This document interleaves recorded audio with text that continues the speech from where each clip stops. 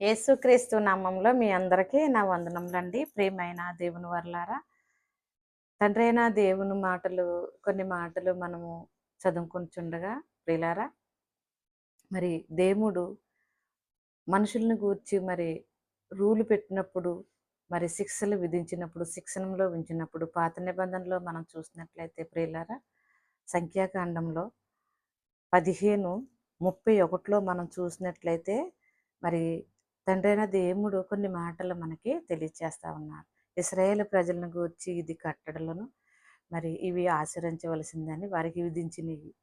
మరి ఈ దినాన్ని కొత్త నిబంధనను బట్టి చూసినప్పుడు క్రైస్తవులంగా మనకి కూడా శిక్షలో మార్చాడు.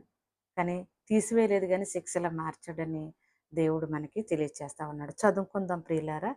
సంఖ్యాకాండము 15:31 మనం చూసినట్లయితే, వాడు యెహోవాను తృణీకరించిన వాడగును గనుక అట్టివాడు నిశ్చయముగా జనములో నుండకుండా కొట్టివేయబడును. వాడు యెహోవా మాటను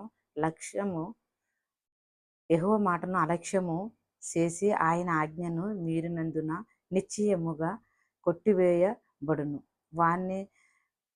వాణ్ణి దోషశిక్షకు వాడే కారకుడు. ప్రియులారా, వాడు దోషశిక్ష